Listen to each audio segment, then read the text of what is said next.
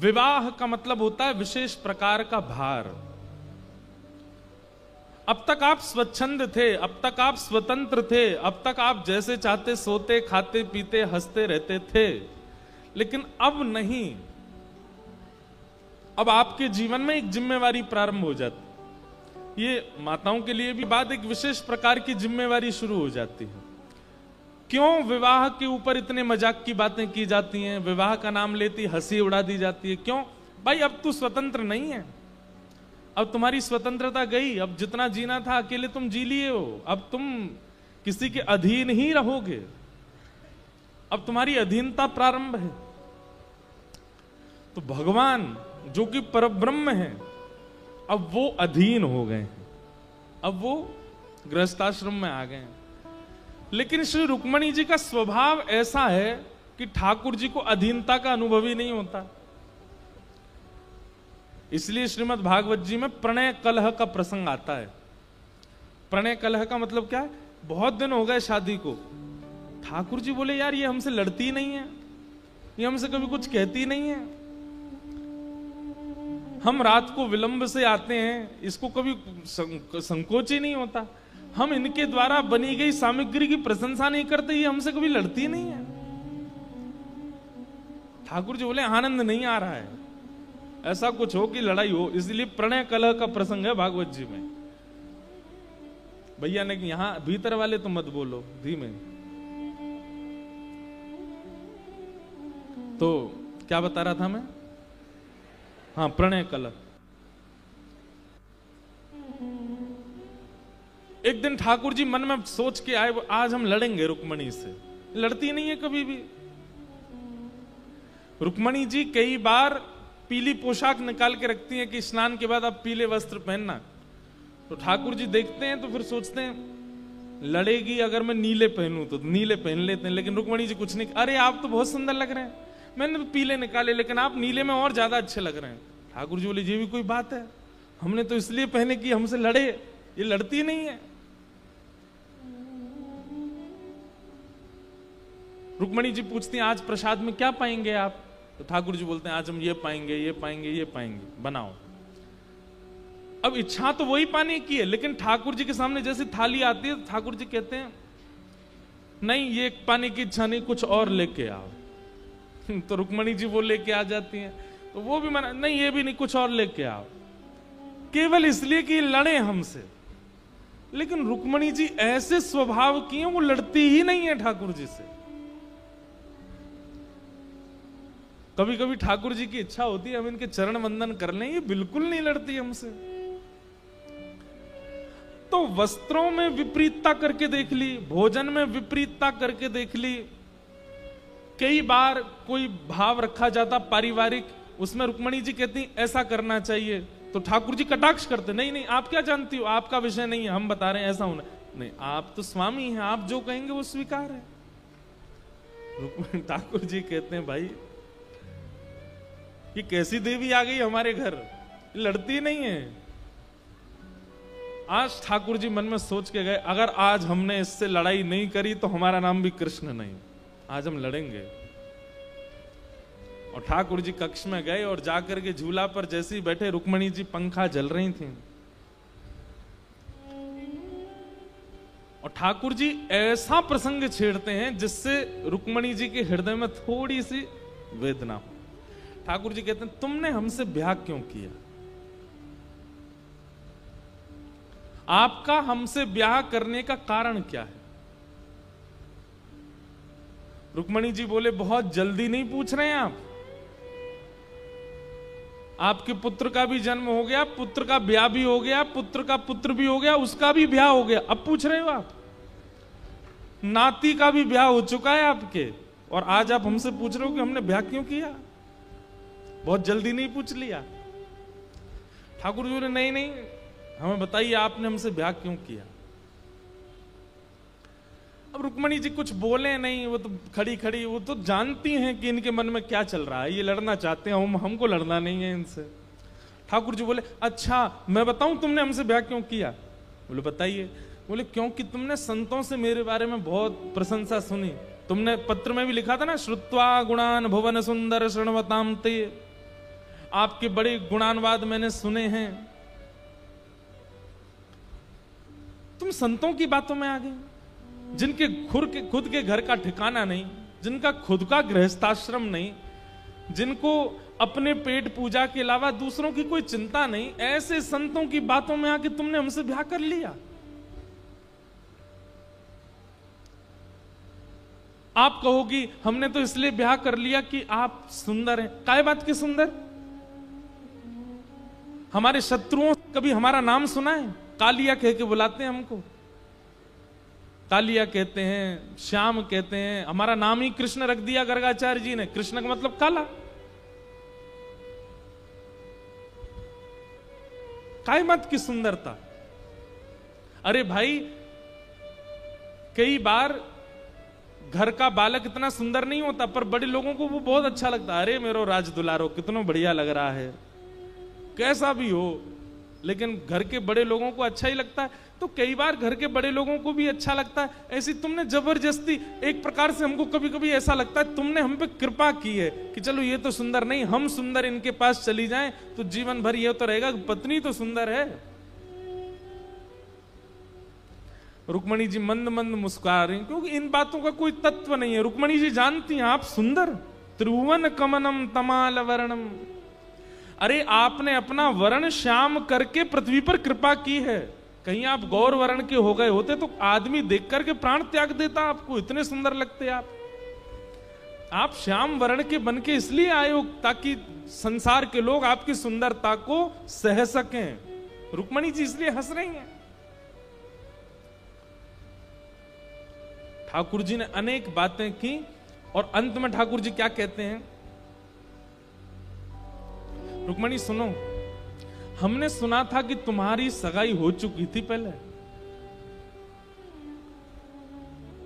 अब रुक्मणी जी थोड़ी सी सहम गई। तुम्हारी सगाई तुम्हारे भाई ने शिशुपाल से की थी ना?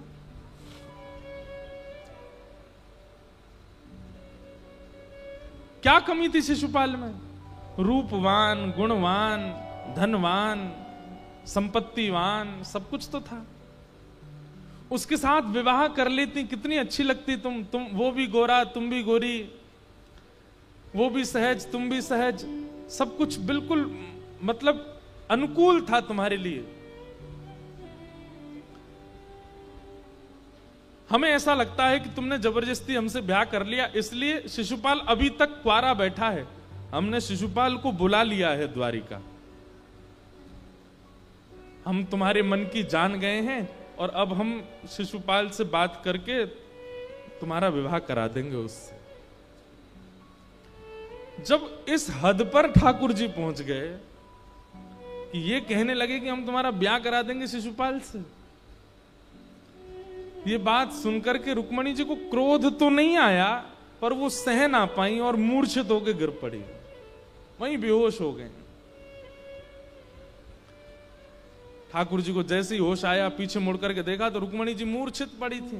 ठाकुर जी दौड़ करके गए, 4 भुजा धारण की, 2 भुजा से रुक्मणी जी को उठा लिया, 1 भुजा से पंखा चलने लगे, 1 भुजा से पानी का छिड़काव करने लगे। अरे रुक्मणी, अरे हम तो विनोद कर रहे थे, हम तो आनंद कर रहे थे, मैं प्रणय कलह कर रहा था, मैं जबरदस्ती लड़ाई करना चाह रहा था, क्योंकि तुम कभी क्रोध नहीं करती हो। ऐसी कोई बात नहीं है, मेरी बात में कोई सत्यता नहीं है। शिशुपाल नहीं आएगा, मैं तुम्हारा विवाह नहीं करूंगा।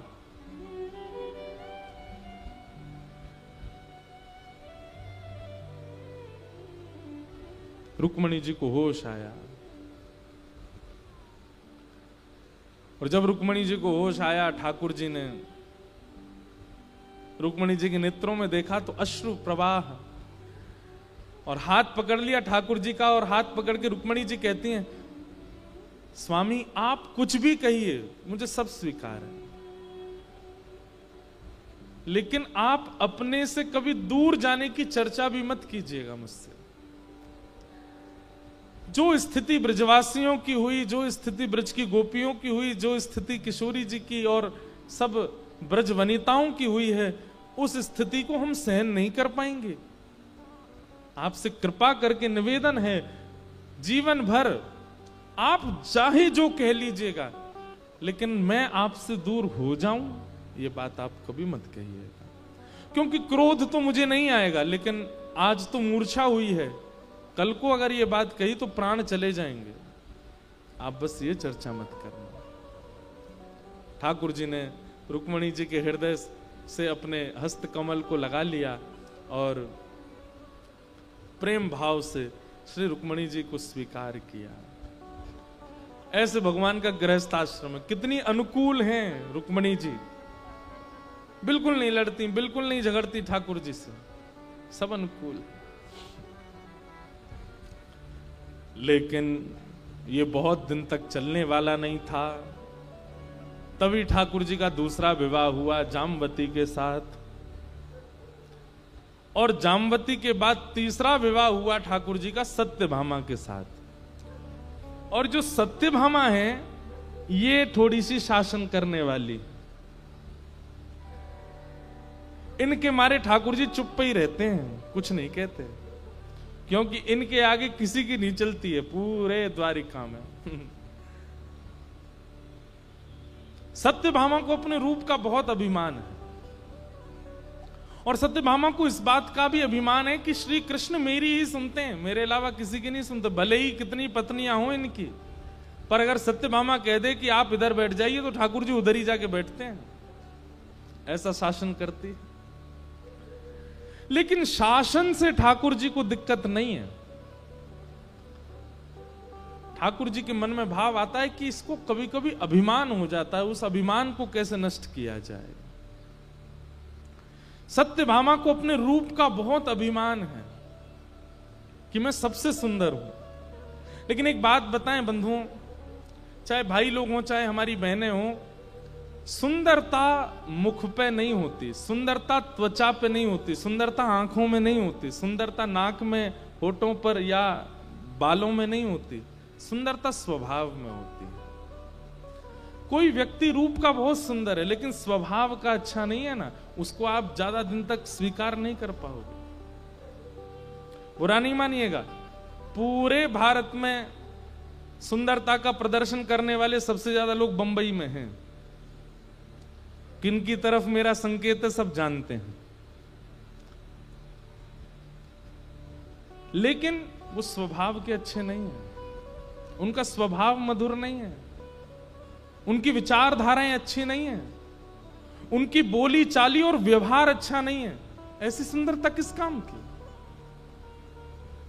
और कभी अगर आपने उनको बिना अपने बाह्य रूप धारण किए देख लिया तो कहीं आप डर के भाग ना जाओ, इतने भयावह लगते हैं। सुंदरता तो अंतरंग होती है। हमारे ब्रज के संतों को देखिए आप, कोई क्रीम नहीं लगाते, कोई पाउडर नहीं लगाते, कुछ नहीं करते, ब्रज रज लगा लेते हैं, चंदन घिसके लगा लेते हैं, तिलक फोटा लगाए, पूरे मुंह पे लगाए। हरदासियों को देखो, यहाँ लगा लेंगे, इधर लगा लेंगे, नाक पे लगा लेंगे, यहाँ पे, इधर पूरा मुंह पे लगा के घूमेंगे, हाउ ब्लाउज बन के, इतने सुंदर लगते हैं। कैसा आकर्षण उनके रूप में आता है। हमारे पूज्य श्री रमन रीति वाले महाराज जी, वो जब त्रिपुंड लगा करके निकलते हैं, सफेद दाढ़ी, उनका रूप देख करके ऐसा लगता है मानो जैसे कोटि कोटि चंद्रमा वार दें इन पे। हमारे पूज्य श्री मलुक पीठ वाले महाराज जी जब उर्दपुंड लगा करके, जटा जूट बांध करके, बगनखा लगा करके जब निकलते हैं तो ऐसा लगता है आहा क्या स्वरूप है। कुछ नहीं लगाते मुखमंडल पर। चलो अब रमन रीति महाराज जी, मलुक पीठ वाले महाराज जी को जानने वाले लोग कम होंगे यहाँ पे। हमारे प्रेमानंद जी महाराज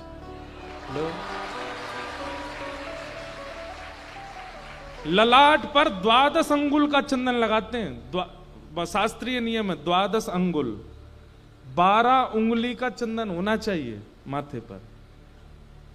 यहां से गिनो और यहां से फिर 12, ऐसे 12 उंगलियां गिन करके चंदन लगा होना चाहिए, शास्त्रीय नियम है। हम तो जल्दीबाजी में श्री लगा लेते हैं। कभी अभी दत्त धाम में थे, वहां लगाते थे अपना पूरा चंदन यहाँ तक पूरा, नहीं तो विधान है शास्त्रीय कि 12 अंगुल, 12 अंगुल नहीं तो 8 अंगुल, 8 अंगुल नहीं तो 4 अंगुल, 4 अंगुल नहीं तो 2 अंगुल, नहीं तो 1 अंगुल। एक अंगुल से भी कम तो नहीं होना चाहिए। तिलक एक श्री ही हो, भले ही हो। जब निकलते हैं 12 अंगुल का चंदन लगा करके, महाराज ऐसा लगता पछाड़ खा खा करके गिर रहे हैं लोग। कैसे? ये रूप का सौंदर्य नहीं है, ये आंख, नाक, कान, त्वचा, होठ, बालों का सौंदर्य नहीं है, ये स्वभाव की सुंदरता है।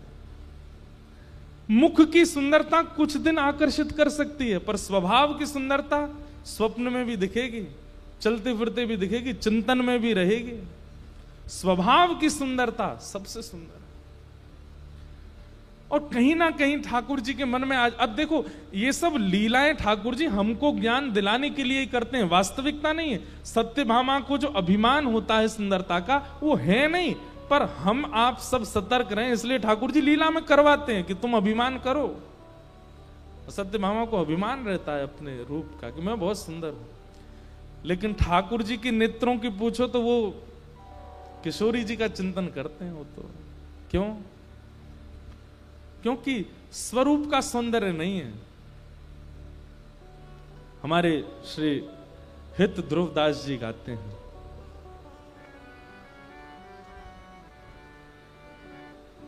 सहज स्वभाव पर नवल किशोरी जो को, सहज स्वभाव पर किशोरी। सब लोग गाओ।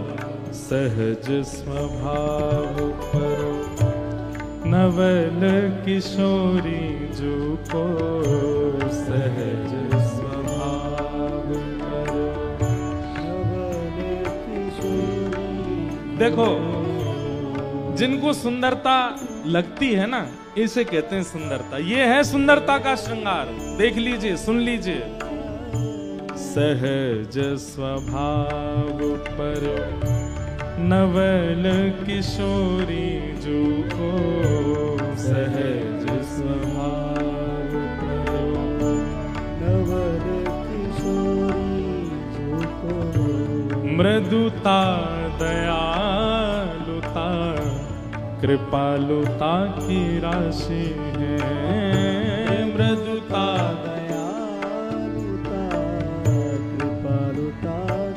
क्या क्या है? मृदुता, दयालुता और कृपा। मृदुता किसे कहते हैं? बोलने में इतनी मृदुल हैं, ऐसी वाणी बोलती हैं कि कोई भी उनका हो जाए। दयालुता और कृपालुता की राशि है। राशि मतलब खान है, थोड़ा बहुत नहीं है, अद्भुत। ऐसी हमारी किशोरी जी।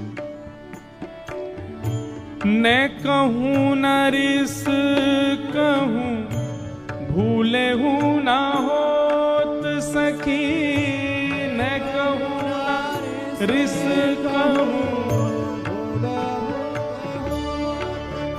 हाँ न कहूं ना रिस कहूं, भूले हूं ना होत सखी। न कहूं ना रिस कहूं,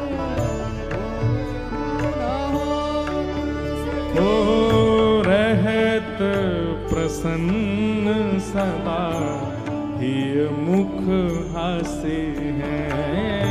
रहत प्रसन्न सदा मुख हासे हैं।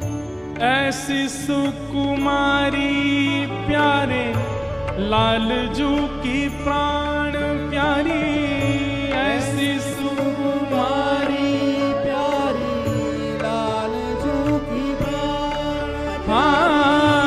ऐसी सुकुमारी प्यारे लालजू की प्राण प्यारी।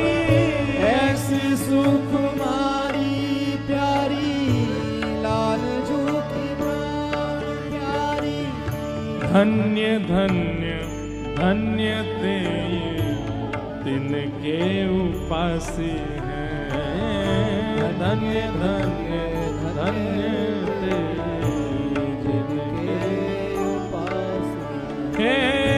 हित ध्रुव और सुख जहां लग देखियत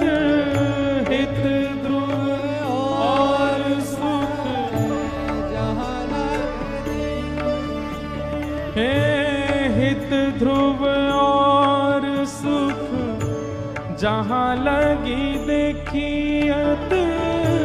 हित ध्रुव और सुख जहाँ लग देखी।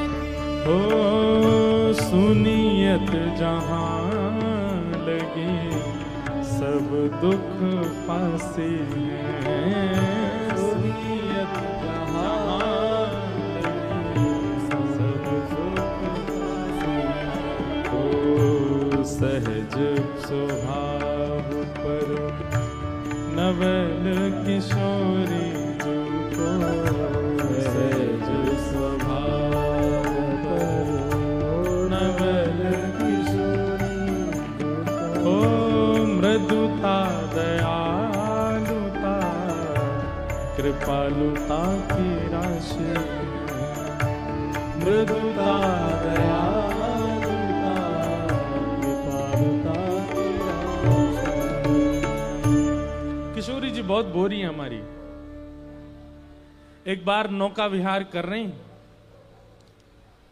तो बाद ना यमुना जी को जल ज्यादा श्याम वर्ण को है गयो और जैसे ही नौका आकर के किनारे लगी तो एक एक करके सब सखी उतरन लगी। और जैसे ही किशोरी जी के उतरवे को समय आया, सब लोग इधर देखो, तो ललता विशाखा अपने एक हस्त नीचे रखें कि उन पर चरण रखें, एक हाथ ऊपर पकड़े, ऐसे पकड़ के उतारें। तो किशोरी जी नीचे उतरते समय यमुना जी की ओर देखें तो किशोरी जी को एक सखी दिखाई दे यमुना जी में। और तुरंत नौका से उतर करके श्री किशोरी जी यमुना जी के तट पर बैठ गई हैं और उस छवि की ओर देख रही हैं और देख करके कह रही हैं, अरे तुम कौन हो? तुम तो बड़ी सुंदर हो। तुम कौन से गांव की रहने वाली हो? तुम्हारा नाम कहा है? अरे देखो तो तुम्हारी आंख कितनी सुंदर है। ये सिर पर तुमने गजरा कितना सुंदर पहनो है ना। ये गले को हार भी बहुत भार हो है, ऐसे में मेरी कीर्ति मैया भी पहना में। अरे सखी तू एक काम कर, बोलती जा रही है, तू हमारे यूथ में आ जा।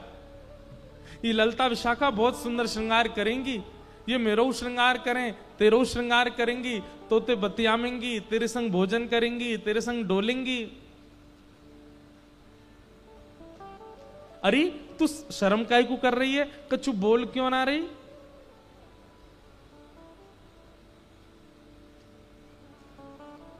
रूठ के बैठ गई। अच्छा तू हमते बात ना करेगी, चल मैं तो ते रूठ रही हूं अब। अरे तू जाने ना है मुझे, इस सबरी मुझे बात करवे को बैठी रहे और तू मैं तो ते बात कर रही हूं, तू मुझे बात ना कर रही।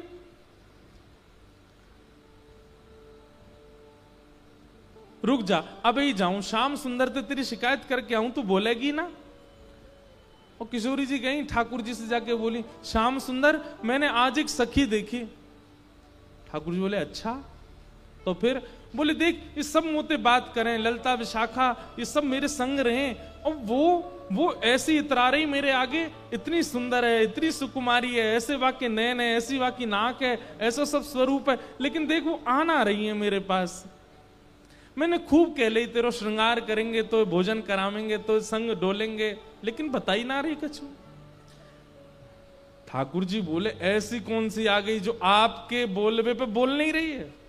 अरे किशोरी जी आप तो तोतांत बात करने लगो तो उनके भी स्वर प्रकट है जाएं, आप तो मैनांत बात करने लगो तो उनके भी शब्द प्रकट है जाएं। अरे आप वृक्षन पे हाथ धर दो तो वृक्ष भी चैतन्य है जाएं। ऐसी कौन सी आ गई जो आपसे बात ना कर रही? लेके चलो मोए। ठाकुर जी लेके गई, देखो बो रही। ठाकुर जी बोले कहां है? अरे ये दिखना रही तुम्हें?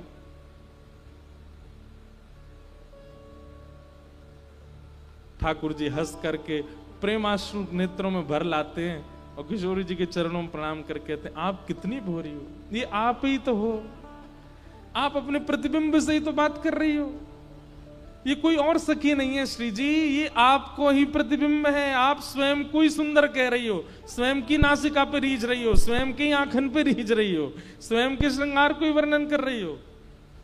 श्री जी तो ऐसे संकोच में आई, भाज गई माते, अरे मुझे तो पता ही नहीं जी मैं हूं, इतनी बोली है, इतनी सीधी है, ये सुंदरता है। मुख की सुंदरता नहीं, श्रृंगार की सुंदरता नहीं, स्वभाव की सुंदरता। अगर आपके मुख से एक बार श्री राधा निकलता है, एक बार श्री कृष्ण निकलता है और उनके गुणों से आप युक्त नहीं हो, तो आपको नाम लेने का अधिकार नहीं है। ये ऐसे ऐसे आचार्यों की वाणियों को पढ़ा कीजिए और उनके तरह अपने अंदर गुण लाना प्रारंभ कीजिए, वो स्वभाव युक्त कीजिए। भगवान की जो तृतीय पत्नी है सत्यभामा, उनको थोड़ा अभिमान है। ठाकुर जी बोले सत्यभामा को अभिमान दूर करवे के काजे कछु तो करना पड़ेगा। और स्वयं ठाकुर जी क्यों नहीं कर रहे? डरते हैं, इनसे क्या कहेंगे हम।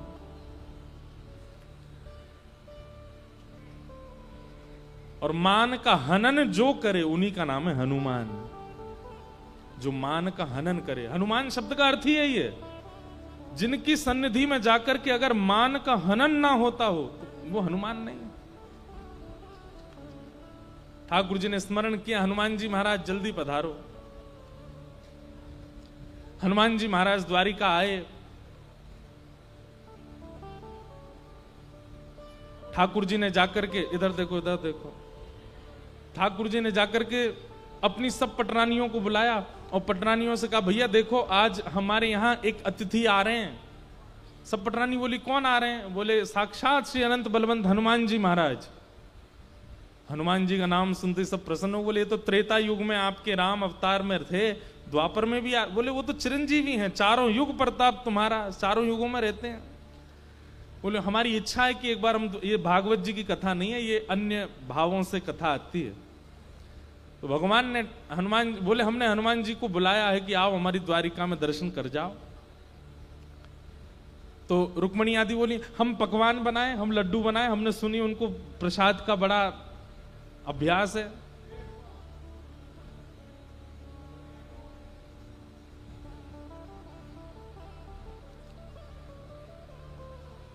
ये द्वार खोल दीजिए, वहीं बैठ जाएंगे। अब अंदर तो आ नहीं सकते, वहीं बैठा दो द्वार खोल के।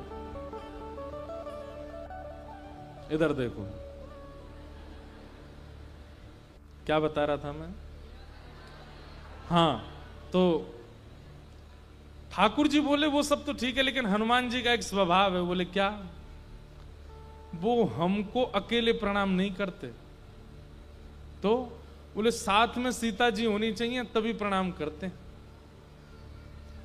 अब सब पटरानियां एक दूसरे का मुख देखने लगी, तो फिर हम क्या करें? अब सीता जी तो नहीं है। बोले सीता जी तो नहीं है, पर सीता जी के नैन कैसे हैं? मृग जैसे नैन हैं, सीता जी की ऐसी तोता जैसी नाक है, सीता जी के ऐसे ओष्ठ हैं, सीता जी के ऐसे गाल हैं, सीता जी के ऐसे केश हैं, सीता जी बोलती हैं तो ऐसे बोलती हैं। ठाकुर जी वर्णन करने लगे सीता जी का। अब सब पटरानियां सुनकर के कह रही हैं ओहो अच्छा किशोरी जी ऐसी हैं, किशोरी जी। सत्यभामा का ये सारे गुण तो मुझ में हैं, मैं बन जाती हूं सीता जी। भगवान बोले हाँ आप ही बनो। जबकि सीता जी ही रुक्मणी बन करके आई हैं, पर भगवान की लीला को रुक्मणी जी समझ रही हैं कि ये क्या करना चाह रहे हैं। सत्यभामा बोली कि मैं बिल्कुल वैसा ही श्रृंगार करके आऊंगी, वैसे ही बैठूंगी, वैसे ही बोलूंगी जैसे आपने बताया, आप चिंता मत करो। हनुमान जी को बुलाइए, आप संकोच मत करो। ठाकुर जी बैठे सिंहासन पर, बगल में आकर के सत्यभामा बैठ गई। और आज ठाकुर जी धनुष बाण आदि लेकर के बैठे हैं। बोले भैया राम बन जाएं आज हम, तभी प्रणाम करेंगे हनुमान जी। हनुमान जी आए, कीर्तन करते हुए, उछलते नाचते कूदते हुए श्री हनुमान जी महाराज आए।